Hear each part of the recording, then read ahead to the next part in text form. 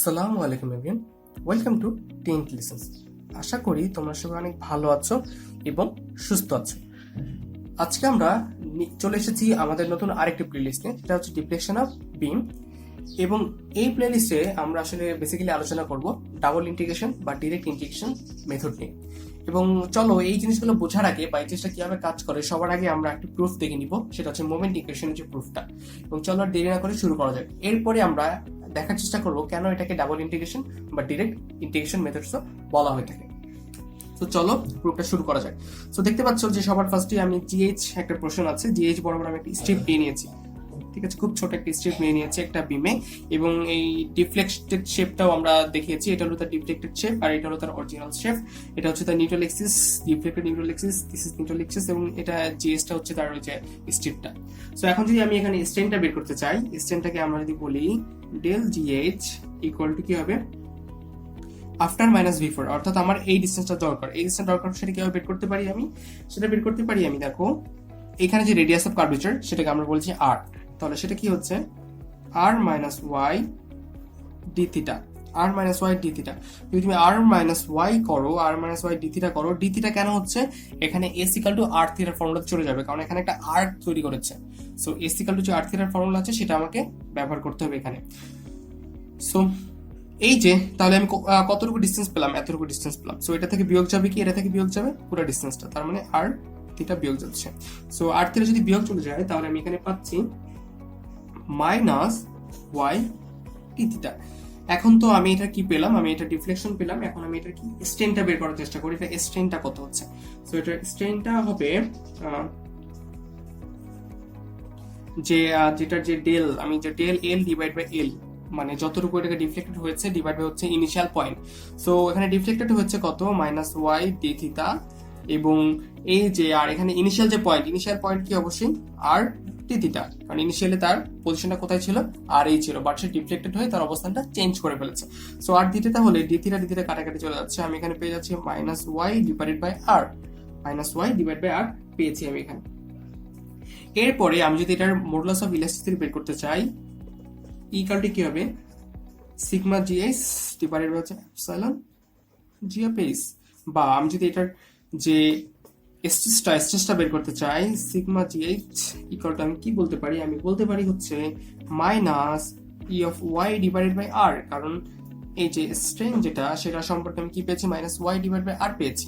এটা হলো তার কি গেল? এটা হলো তার স্ট্রেস গেল। আচ্ছা, স্ট্রেসের পরে আমি যদি এখন ফোর্স বের করতে চাই, কার জন্য? এই যে স্মল স্টেপটা নিয়েছি তার জন্য। সো স্মল স্টেপের জন্য ফোর্সটা কি হবে? অবশ্যই স্মল হবে। স্মলটা কত হবে? ডিএফ নিলাম আমি। তো ফোর্স ইকুয়ালটা কি হবে? Stress into area. স্ট্রেসটা কত পেয়েছি? Minus E y divide by R. So এরিয়াটা কত হবে? D of A. এটা পেলাম ফোর্স। এরপরে আমার কাজ হলো তার মোমেন্ট বের করা। আমার এখানে আমি কি করতে চাচ্ছি? আমার টার্গেটটা কি? আমার টার্গেটটা হলো এখানে মোমেন্ট ইকুয়েশন ডেভেলপ করা। সো সামহাউ আমাকে কি করতে হবে? সবগুলো জিনিস ওলট পালট করে বা একটার পর একটা স্টেপে গিয়ে আমাকে আলটিমেটলি মোমেন্টটাই বের করার চেষ্টা করতে হবে, তাই তো? সো মোমেন্টটা যদি বের করতে চাই, মোমেন্ট ইকুয়াল টু কি? Force into perpendicular distance. So এখানে ফোর্সের ভ্যালু কত? এই পুরাটা। সো মোমেন্টটা যদি আমি লিখি M minus E of y, not M, যেটা আমি স্মল পোর্শনের জন্য চিন্তা করছি সেটা অবশ্যই ডিএম হবে, minus E y dA divided by R into distance কত? ওয়াই। দেখো এখান থেকে ডিস্টেন্সটা কত? ওয়াই। সো এটা কি পেলাম? এটা পেলাম হলো স্মল যে স্ট্রিপটা আছে সেটার জন্য মোমেন্ট। কিন্তু যদি আমি পুরোটার জন্য মোমেন্টটা বের করতে চাই তাহলে কি হবে? পুরোটা ইন্টিগ্রেশন করে দিতে হবে না আমাকে? হ্যাঁ, অবশ্যই আমাকে ইন্টিগ্রেশন করে দিতে হবে। এবং আরেকটা কথা, এই যে দেখো আমি যে পুরো জিনিসটা নিয়ে কাজ করছি বা এই যে সবকিছু নিয়ে চিন্তা করলাম, এই যে স্ট্রেনটা বের করলাম, স্ট্রেসটা বের করলাম, দেন ফোর্স, দেন মোমেন্ট, এগুলো সব কিন্তু তার ইন্টারনাল মোমেন্ট। ওকে, সো মোমেন্টটাকে যদি আমি ইন্টিগ্রেশন করি ডি অফ এম, আর এই পাশে আমার কি থেকে যাচ্ছে? Minus E divided by integration of y square dA. দেখো তো এই ফর্মুলাটা চেনা লাগছে কিনা? হ্যাঁ, আমি জানি অবশ্যই তোমাদের চেনা লাগবে। এটা হলো আমার কিসের বলো তো? এটা হলো আমার মোমেন্ট অফ ইনার্শিয়ার ফর্মুলা। সো আমি ডিএমটা কি হয়ে যাবে? ইন্টিগ্রেশনের পরে এম এ পরিণত হয়ে যাবে, আর এখানে কি minus E divide by R I চলে আসবে। এখন এইটা আমি বলেছিলাম আগে ইন্টারনাল মোমেন্ট। আমরা জানি internal moment plus external moment equal to কি 0। তার মানে কি ইন্টারনাল মোমেন্ট আর এক্সটার্নাল মোমেন্টটা অবশ্যই সমান হতে হয় এবং এটা কি একে অপরের বিপরীত হয়। তার মানে ইন্টারনাল মোমেন্টে যদি negative minus E R by I হয়, তবে এক্সটার্নাল মোমেন্টটা কি হবে? এক্সটার্নাল মোমেন্টটা অবশ্যই হবে E I divide by R, বা আমি এটাকে বলতে পারি M divided by E I divided by 1 divide by R, এবং এটাকে বলা হয় কে বা কাপ্পা। ঠিক আছে, এটাকে বলা হয় কে বা কাপ্পা।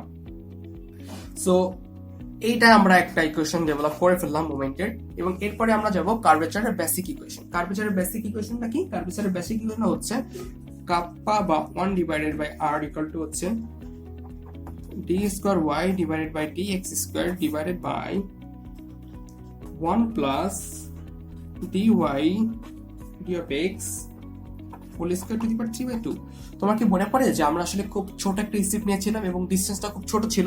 তো ছোট একটা স্টেপ এবং ডিসটেন্সটা খুব ছোট, তো সেটাকে তুমি যখন ডিফারেন্সিয়েট করবে তখন সেটা আরো ছোট হয়ে যাবে, এবং তার উপরে তুমি যখন তাকে স্কয়ার করছো এবং একের সাথে যোগ করে তাকে আবার 3/2 করছো, সেটা আরো ছোট হয়ে যাবে। তো তুমি এটাকে আসলে নেগলেক্ট করতে পারো এবং এটাকে ধরে নিতে পারো এটা আসলে জিরোর সমতুল্য হয়ে যাবে, যেটা খুবই ছোট। ছোট হতে হতে হতে স্কয়ার করলে আরো ছোট হয়ে যাবে, আবার 3/2 করলে আরো ছোট হয়ে যাবে।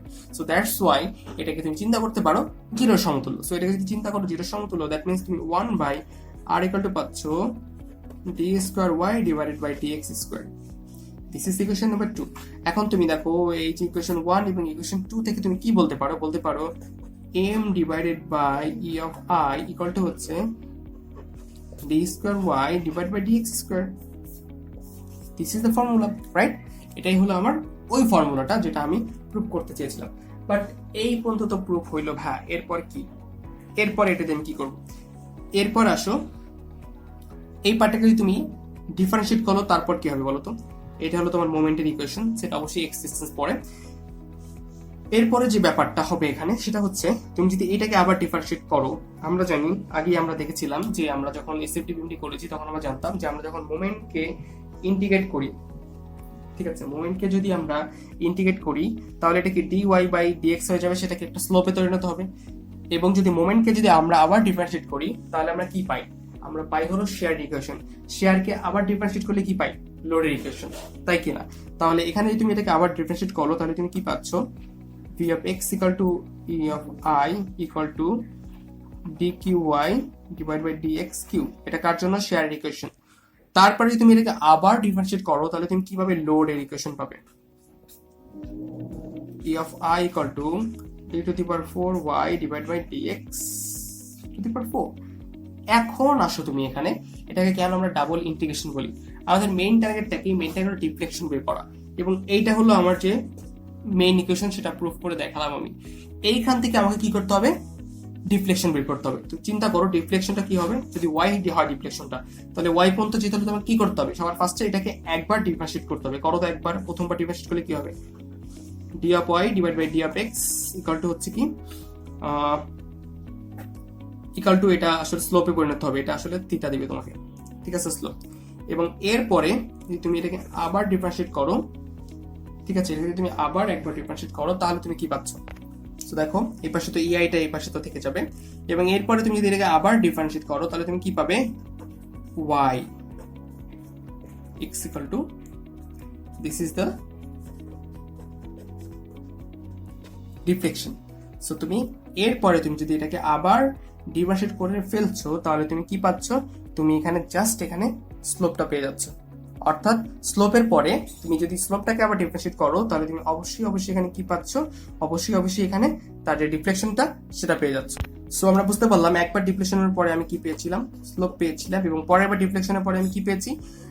পরের বার ইন্টিগ্রেশন করার পরে আমি একবার ইন্টিগ্রেশন করার পরে আমি পেয়েছি হলো তার কি পেয়েছি?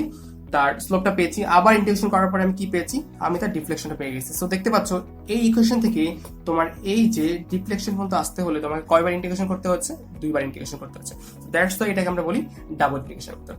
সো আশা করি তোমরা সবাই বুঝতে পেরেছো। আজকে এই পর্যন্তই। ধন্যবাদ সবাইকে। সবাই ভালো থেকো, সুস্থ থেকো। আসসালামু আলাইকুম।